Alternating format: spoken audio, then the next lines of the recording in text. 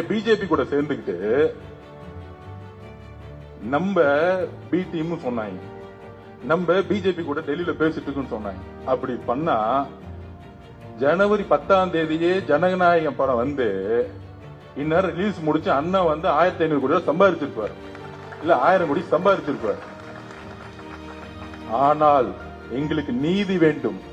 இந்த ரம்ஜான் மாதத்திலிருந்து நாங்க சொல்றோம், சிறுபான்மைய சகோதரிகளே, முஸ்லிம் சகோதர சகோதரிகளே, கிறிஸ்துவ சகோதர சகோதரிகளே, எங்களுடைய தலைவர் தமிழ்நாட்டின் உறுதியாக மதசார்பற்ற கொள்கையில் உறுதியாக இருந்ததனால்தான் திமுகவுடைய ஸ்டாலின் அவர்களுடைய படம், தன்னுடைய மகனுடைய ரெட்சைனுடைய படம், தன்னுடைய பேரன் இன்ப நிதியோட படம் 10ஆம் தேதி ரிலீஸ் செய்யப்பட்டது.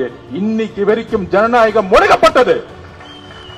இதை கிறிஸ்துவ சகோதரர்களும் இஸ்லாமிய சகோதரர்களும் உணரணும். இது யாரு பிஜேபி கூட இன்டைரக்டா இருக்காங்கன்னு உணரணும். அதுலயும் இந்தி திணிப்புக்கு எதிரான படமா, இருமொழி கொள்கைக்கு ஆதரவான படம்னு சொன்னாங்க. அப்படின்னா அந்த கொள்கைக்கு எதிராக யாரு இருக்கா? பிஜேபி இருக்கு.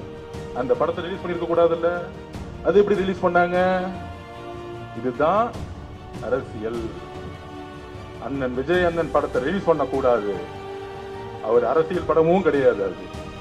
அப்ப இதுல இருந்து புரிஞ்சுக்கணும் சிறுபான்மை சகோதரர்களும், யாரு உண்மையாக மதசார்பற்ற கொள்கைக்காக அவர் நினைச்சிருக்கலாமே, சரி நம்ம சேர்ந்துக்கலாம். இப்ப சொல்றாங்களே எல்லாரும், அதான் கொடுக்கறாங்களே ஆஃபரு, கூட்டணி உருவாக்க முடியல.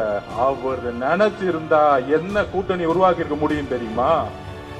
மதசார்பற்ற தலைமையிலிருந்து வெளியே வந்திருந்தா இன்னைக்கு அவர் முதலமைச்சர்னு சொல்றதுக்கு டெல்லி கூட ரெடி.